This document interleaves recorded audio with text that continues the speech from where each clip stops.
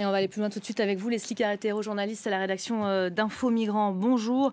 La situation à Mayotte, on va en parler à travers un cliché. C'est cette photo qui parle d'elle-même, celle d'un bidonville réduit à néant. Oui, je l'ai choisie en effet parce que comme vous le dites, la photo parle d'elle-même et on voit bien que le cyclone a tout ravagé à Mayotte. Les vents de plus de 220 km/h ont tout détruit, donc les habitats précaires faits de tôle évidemment, mais aussi des bâtiments publics plus durs en dur et censés être donc plus solides.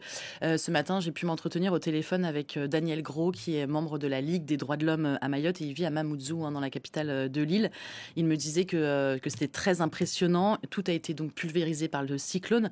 Il me disait aussi qu'il ne restait plus aucun arbre à Mayotte, donc ils ont été soit déracinés, soit arrachés. Donc c'est pour vous dire à quel point la violence a été très importante. Et ce qu'il s'est passé samedi était inimaginable pour les habitants, comme beaucoup d'autres. En fait, Daniel Gros pensait qu'après le cyclone, la vie reprendrait son cours normalement. Et il était loin de s'imaginer que l'île serait dans cet état apocalyptique, comme il me disait. On est avec un Mahorais à l'instant qui nous disait que sûrement ce bilan serait extrêmement conséquent quand on voit de quoi a été fait la plupart de ces habitations, des habitats extrêmement précaires, faits de tôle. Est-ce qu'on sait ce qu'il en est de ceux qui habitaient à l'intérieur ? Oui, en fait, à Mayotte, juste pour vous donner un chiffre, 40% de la population vit dans des bangas, donc ces habitations en tôle dont vous parlez, Elisabeth. La plupart sont originaires des Comores voisines et de l'Afrique des Grands Lacs, et la majorité sont en situation irrégulière à Mayotte. On parle d'environ 100 000 personnes sans papier à Mayotte, selon les estimations des autorités. Donc, les migrants s'entassent dans des bangas, donc ces cases en tôle, elles ont évidemment été totalement détruites par le cyclone. Elles n'ont pas résisté au vent violent. Il ne reste plus rien. Le plus grand bidonville de France, Kaweni, où habitaient 20 000 personnes, n'existe plus. Il a été totalement rayé de la carte. Les autorités, donc vous le disiez aussi avant que j'arrive, parlent d'un bilan très lourd de centaines, voire de milliers de morts. On ne sait pas encore exactement, mais on se doute que malheureusement, une majorité de ces décès devraient concerner les migrants qui n'ont pas pu se protéger des rafales de vent. Certains endroits sont encore aujourd'hui inaccessibles, donc on ne sait pas ce qu'il en est aujourd'hui de ces personnes. Daniel Gros, donc de la Ligue des droits de l'homme, m'expliquait qu'au moment où le cyclone dévastait l'île, des migrants l'ont appelé sur son téléphone, ils hurlaient et lui demandaient de l'aide. Ils étaient dans les cases qui s'envolaient littéralement. Et pourtant, il y avait effectivement des centres d'hébergement d'urgence qui avaient été ouverts par les autorités. Il y avait des appels à les rejoindre qui avaient été lancés. Oui, c'est vrai, mais en fait, beaucoup de migrants n'ont pas voulu y aller. Pourquoi ? Bien tout simplement parce qu'ils ne font pas confiance aux autorités. Les exilés pensaient que s'ils rejoignaient ces centres d'hébergement, ils seraient arrêtés et potentiellement expulsés dans leur pays d'origine. Et selon plusieurs témoignages aussi qu'on a recueillis, aucune maraude, aucune ronde n'a été effectuée dans les bidonvilles pour informer la population de ces bangas que des centres avaient été ouverts. Donc certains n'étaient en fait même pas au courant. Et puis il faut rappeler une autre réalité. À Mayotte, la population des bidonvilles n'a pas l'habitude que l'État les prenne en charge. Et si les migrants sont aussi méfiants, c'est que ces dernières années, les autorités ont tenté par tous les moyens de démanteler les bidonvilles et de renvoyer les gens dans leur pays d'origine.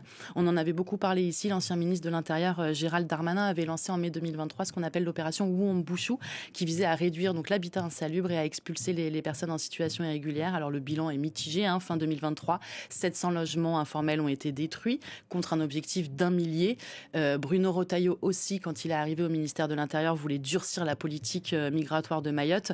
Dès son arrivée au pouvoir en septembre, le ministre démissionnaire de l'Intérieur avait indiqué que des vols groupés seraient organisés pour expulser les Congolais dans leur pays.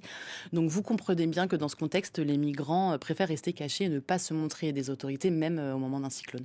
Est-ce qu'on sait ce qui va se passer maintenant pour ces personnes en situation irrégulière ? C'est la grande question, on ne sait pas, Elisabeth. On a essayé de joindre plusieurs officiels et on sent bien que le sujet est compliqué et délicat. Quand on parle de la situation des personnes en situation irrégulière et qui ont été touchées donc de plein fouet par ce cyclone, comme je le disais, ils ne savent pas quoi nous répondre et semblent presque gênés par nos questions. Alors on se doute bien que ce ne sera pas la priorité des autorités et que la priorité sera donnée aux Mahorais. Et d'ailleurs, les migrants le savent, les habitants des bangas ont déjà commencé à reconstruire leurs habitations dès 14h samedi, une fois le passage du cyclone. Les exilés s'affairaient à nettoyer la zone et à remonter leur logement. En fait, ils n'ont pas d'autre choix, ils n'ont nulle part où aller et, comme je vous le disais, n'attendent rien de l'État.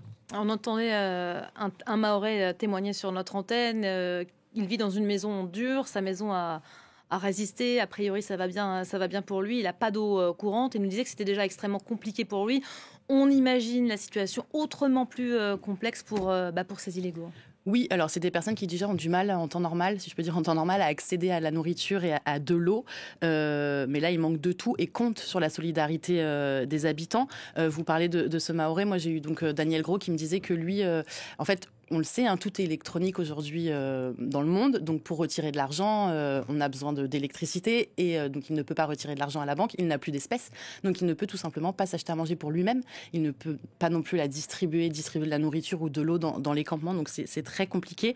Il est pourtant sollicité à longueur de journée par les exilés qui lui réclament de l'aide et qui n'ont accès à rien. Ils sont en grande détresse et ce sont clairement ces personnes, ces migrants qui seront les plus impactés, qui vont avoir le plus de mal à se remettre de ce cyclone.